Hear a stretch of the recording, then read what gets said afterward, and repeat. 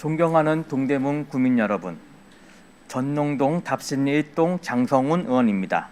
오늘 이 자리에 함께해 주신 이필영 구청장님과 관계 공무원 여러분께 깊은 감사를 드립니다.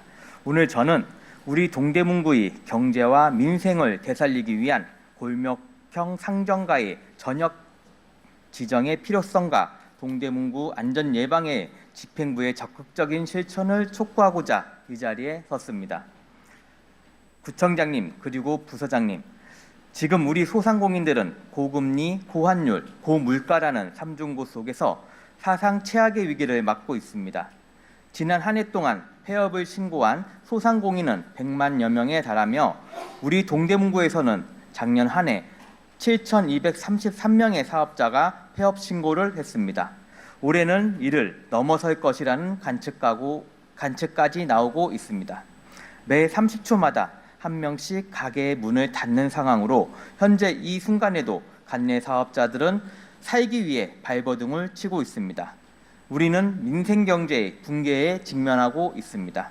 이러한 위기 속에서 중앙정부와 서울시는 전통시장 및 상정가 육성을 위한 특별법 따라 소상공인의 생존을 돕기 위해 골목형 상정가 지정 제도를 적극 활용하고 있습니다. 골목형 상정가로 지정되면 온누리 상품권 가맹점 등록은 물론 정부와 서울시의 각종 상권 활성화 사업 참여, 시설 현대화와 공동 마케팅 지원 등 소상공인에게 직접적인 혜택이 주어집니다. 이는 재정 여력이 넉넉지 않은 우리 구 입장에서도 큰 비용 없이 체감 효과를 낼 수 있는 저비용, 고효율 정책 수단입니다. 우리 구의 상점 잠재력은 수치로도 확인됩니다. 동대문구에는 약 2만 2천여 개의 점포가 있으며 서울시 전체의 3.4%에 불과하지만 점포당 평균 매출의 효율성이 상당히 높은 상권입니다. 여기에 온누리 상품권 효과를 더하면 파급력은 더욱 커집니다. 한국국제경제학회 연구에 따르면 온누리 상품권 가맹점으로 등록되면 일평균 매출은 최대 24.9%까지 증가했습니다. 이를 우리 구 전체 매출 월 4,943억 원에 적용하면 최대 1,230억 원이 추가 경제 효과를 기대할 수 있습니다. 비록 모든 상점이 등록됐을 때의 계산이지만 절반만 등록한다고 가정해도 수백억 원의 경제 규모 파급 효과를 얻을 수 있을 것입니다. 우리 의회는 이 기반을 만들고자 노력해 왔습니다. 서울특별시 골목형 상정가 활성화 지원에 관한 조례 개정을 통해 지정 요건을 완화하려 노력해 왔고, 골목형 상정가 신규 지정과 상가 행사를 유치하는 등 지속적인 성과를 만들어 왔습니다.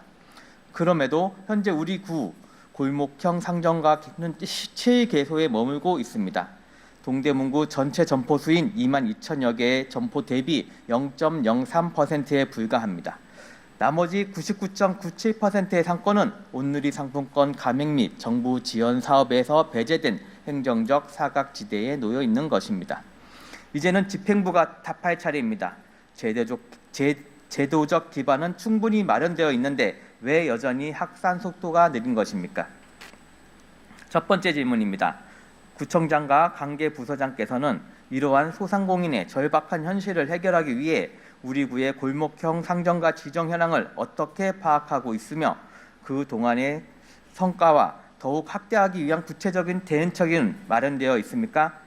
집행부는 우리 구의회와 적극적으로 협력하여 이번 조례 개정 이후 즉시 시행할 수 있도록 상권별 현황을 전수조사하고 잠재력이 있는 상권을 우선 발굴하여 사업을 추진해 주십시오. 강주광역시 서구는 골목경제 119 프로젝트를 통해 불과 100일 만에 119개의 상권 전체를 골목형 상정가로 지정했습니다. 집무실에 골목형 119 상황판을 설치하고 구청장이 직접 현장을 챙기며 민간 협력에 모범을 보이고 있습니다. 그 결과 온누리 상품권 사용이 가능해지면서 강주 서구 상인들은 10에서 20%의 매출 증대를 체감했고 국민들은 일상생활 전반에서 할인 혜택을 누리고 있습니다. 서울시 역시 마찬가지입니다. 서울시는 2029년까지 골목형 상점가를 600개소로 확대하는 중장기 로드맵을 발표했습니다. 구청장님, 우리 동대문구는 어떤 노력을 하고 있습니까? 의회가 조례 개정안을 발의하고 상인들과 현장에서 소통하며 길을 터주고 있는데도 말입니다. 두 번째 질문입니다. 골목형 상점가 제도에 대한 상인들의 인식을 높이기 위해 그동안 수요조사, 간담회, 토론회 등 소통 활동을 진행한 적이 있습니까? 또한 앞으로 활성화를 위한 활동을 정기적으로 개최할 계획이 있습니까? 우리 구는 골목형 상점가 지정률을 높이기 위한 중장기적인 로드맵을 수립하고 구체적인 추진 일정을 마련해 주십시오. 중소벤처기업부와 서울시의 중점 사업이 점차 골목형 상점가로 확대될 계획인 만큼 이에 선제적으로 대응하여 우리 구 소상공인들이 지원을 적극 받도록 추진해 주십시오. 먼저 현장에서 상인 여러분들의 목소리를 직접 듣는 자리를 마련해야 합니다. 관내 동별로 수요조사, 간담회, 토론회를 정기적으로 열어 상인들의 애로사항과 의견을 꼼꼼히 수렴해 주시기 바랍니다. 이렇게 모인 의견과 데이터를 토대로 실태조사를 체계적으로 분석해 주십시오. 이를 통해 각 동별로 잠재력이 있는 상권이 어디인지, 어떤 골목이 지정 가능성이 높은지를 구체적으로 발굴해야 합니다. 그 다음에는 단발성 지정으로 끝나는 것이 아니라 우리 구 전역의 상가를 단계적으로 골목형 상점가로 등록될 수 있도록 중장기 로드맵을 세워주시기 바랍니다. 올해는 몇 개, 내년에는 몇 개 동을 지정할 것인지 연차별, 분기별 목표를 명확히 설정해 추진해야 합니다. 또한 이 과정을 구민 모두가 확인할 수 있도록 투명하게 공개해 주십시오. 세 번째 질문입니다. 골목형 상점가 지정 이후 이를 지속 가능한 활성화를 하기 위한 구체적인 계획은 무엇입니까? 단순히 지정만 해놓고 끝나는 것이 아니라 각 상점가마다 최소 1개 이상의 국비나 시비 사업을 유치하는 구체적인 목표를 세워야 합니다.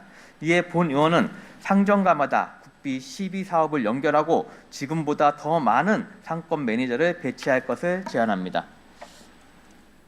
상권 매니저는 단순 행정 보조가 아니라 상인들이 어려워하는 복잡한 절차를 대신 챙기고 골목 특성에 맞는 사업을 계속 지원합니다. 상인들은 영업에만 집중할 수 있고 행정은 성장 기반을 마련해주는 역할을 하게 되는 것입니다. 지정된 골목마다 1개 이상의 국비 또는 시비 사업 유치를 목표로 설정하고 이를 위한 구체적인 추진 방안을 마련해 주십시오. 집행부의 적극적인 관심과 신속한 결단을 다시 한번 촉구하며 이 질문에 대한 성의 있는 답변 기대하겠습니다. 다음은 골목형 상점가 활성화에 대해 한 질문에 이어 다음 우리 구민의 생명과 안전에 직결된 중요한 문제에 대해 묻고자 합니다. 2025년 한 해 동안 우리 구에서는 연이어 안타까운 사고가 끊이지 않았습니다. 2월과 3월에는 이문 3구역과 제기 4구역 등 재개발 공사 현장에서 근로자가 연이어 숨지는 사고가 발생했습니다. 7월에는 이문동에서 대형 싱크홀이 발생해 인근 주민 35명이 긴급 대피하는 소동이 벌어졌습니다. 또 8월에는 제기동 다세대 주택의 방화로 인해 1명이 숨지고 14명이 다치는 끔찍한 인명피해가 발생했습니다. 이러한 사고들은 단순히 불운한 사건이 아닙니다. 이 모든 사고의 근본적인 원인은 안전관리를 책임져야 할 구청의 부실하고 안일한 대응 때문이라고 생각합니다. 사고가 반복되는 것은 시스템의 실패입니다. 특히 정부는 산업재해에 대해 무관련 원칙을 선언하며 산재 사고에 대한 엄중한 처벌 의지를 밝혔습니다. 정부의 의지가 이토록 강한데 우리 구가 이러한 흐름에 맞춰가지 못하고 계속해서 안타까운 사고를 발생시키는 이유가 무엇입니까? 구청은 작년 싱크홀 예방을 위해 용역을 발주하고 GPR 탐사 장비를 활용한 조사를 실시했다고 밝혔습니다. 그럼에도 불구하고 같은 지역에서 싱크홀이 반복 발생했습니다. 주민들은 집이 기울어 임시 거처로 대피해야 했고 벽과 바닥에 균열이 가득한 집을 보며 불안에 떨고 있습니다. 그렇다면 묻겠습니다. 이미 안전점검과 보수를 했다는데 왜 같은 지역에서 사고가 반복된 것입니까?